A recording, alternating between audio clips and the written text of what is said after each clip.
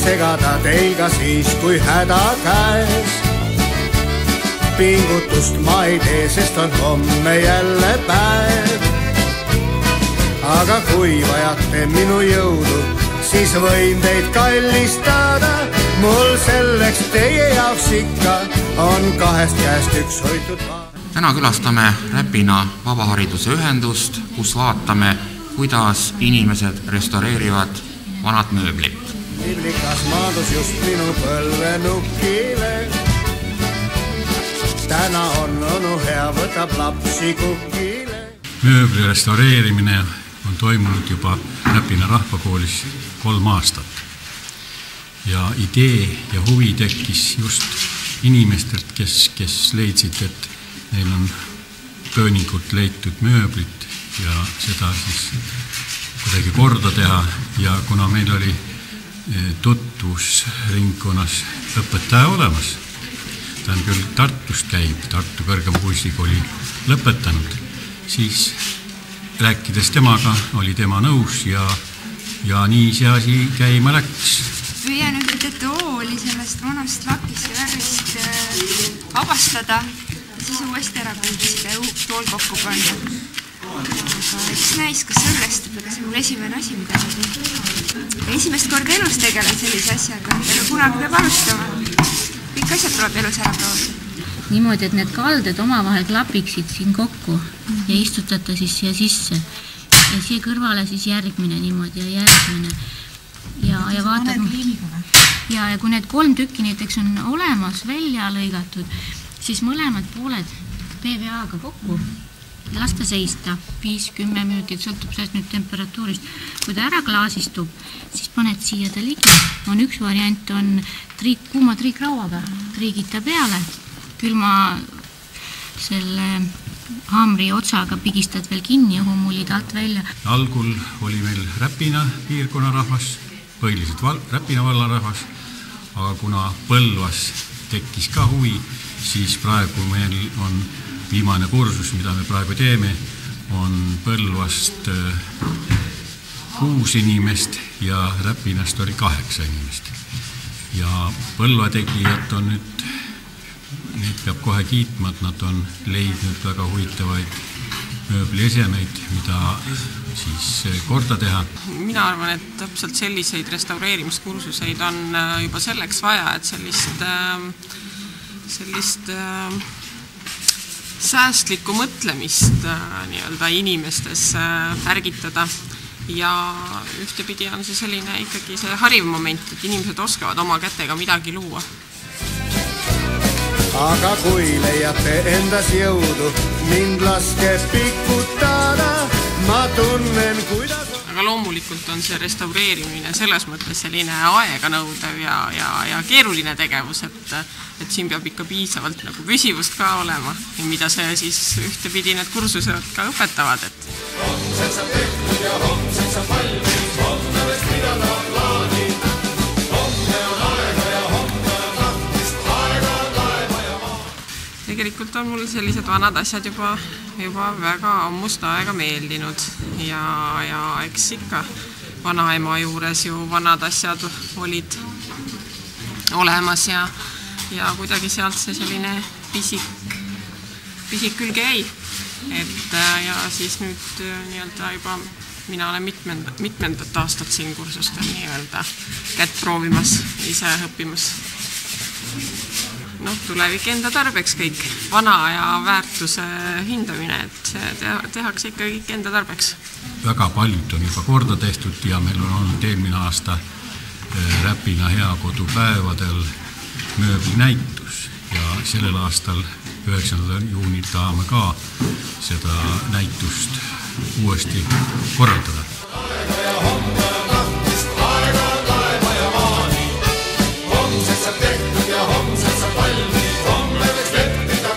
No ikka on vaja, jah, sellised kursusi, kus sa muidu saad, ei oska ise teha ju. Et raamatust võid ju lugeda, aga kõige rohkem ikkagi õpetab praktika. Ja mida rohkem teed, seda selgemaks see asi saab. Et esialgu on üks projekt ja eks hiljem tuleb neid rohkem.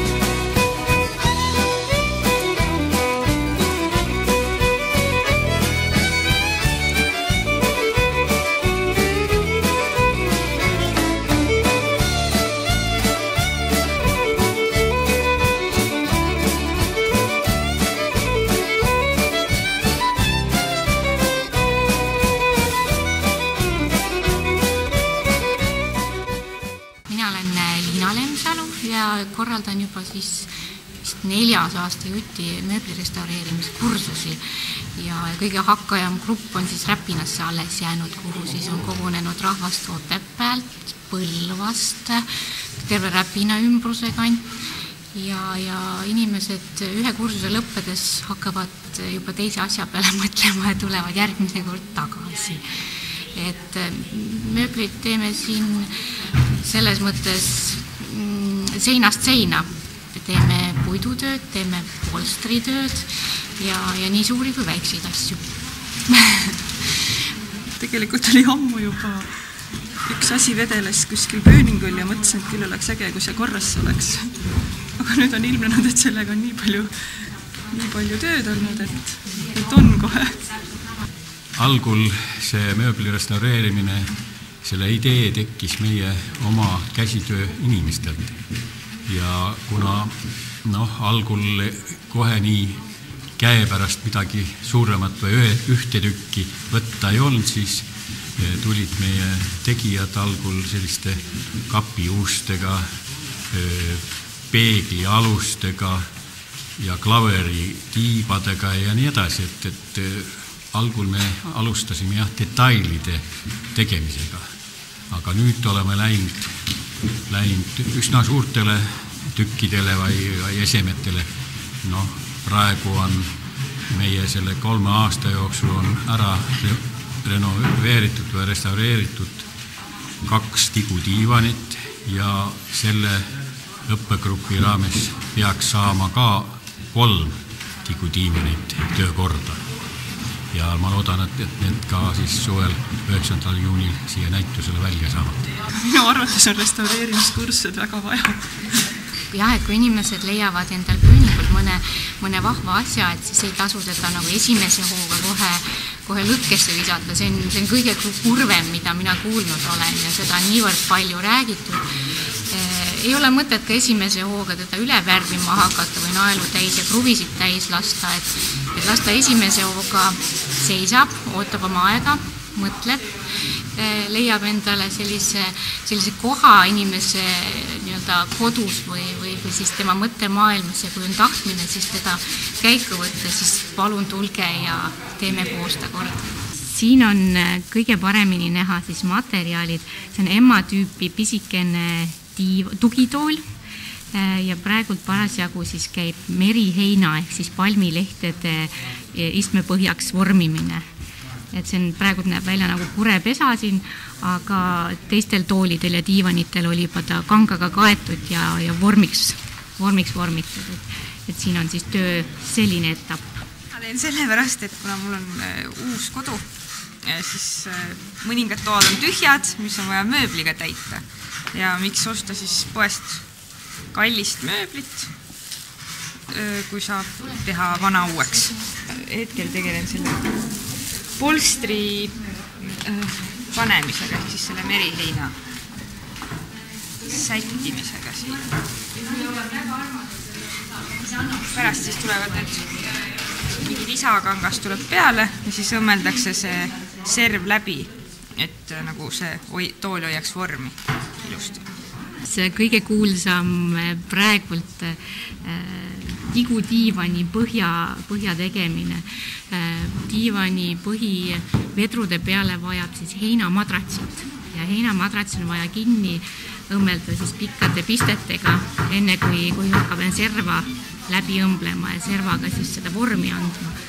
Aga et käed peavad pikad olema, jõudu peab ka natukene olema. Et see on nüüd juba, mis ma ütleksin, kolmas tund kohal olles, et siis on diivan lahti võetud, vanad materjalid eemaldatud, uued vedrud peale pandud ja uus polster siis on hetkel nii kaugele jõudnud. Siin on selle sama tigudiivani seljatugi, kus siis on kõik vedrud otsast peale lahti võetud ja uuesti kinni pandud. Ja ta näeb siin natukene selline triibuline ja hall küll välja, aga üldse ei ole keelatud kasutada naturaalseid materjale, mis näiteks majapidasmises olemas on. Et ei pea kõike poest uut ostma. Et siin on linased kangad kasutusel, et see alumine kangas on sinine triibuline madratsiga on ka see linane ja peal on siis linane kotiriie. Et sellest oleks diivani seljatugi algfaasis. Need läbiõmbrumised ja kui nahkkinnas peab käes olema, et nõela kinni hoida, et sõrmed lähevad villi, seda on kinnast on nii naisel kui mehel vaja. Siin on üks talupoja tüüpi tool, mis on tõenäoliselt kuskil talu töökojas või talumajapidamises tehtud ka. Materjali valik on hästi kehv olnud, sest tooli küljetükid algselt, kui me need siis kätte saime, olid meeletult naelu täis ja teisest küljest looduse poolt kõiksugused killud ja tükid välja visanud, et karvane ja kiivas. Jalapõõnad olid suisa koorimata pajuvitsast alla pandud, aga nüüdseks on proua siin meeletut vaeva näinud uued tapid ja tapikeeled teinud ja nüüd siis hakkab vaikselt polster peale tekkima. Rihmad on tegelikult kanepinöörist ja samamoodi käib see õmblemine ka põhimõtteliselt vahatatud kanepinööriga, mis peaks kõige vastupidavam polstri puhul olema. Võtame siit selle koha pealt hakkame pihta ja seame 4 kohast. Need enam-vähem, kuhu need mustad täpid on saanud, peame ta rihmaga kinni.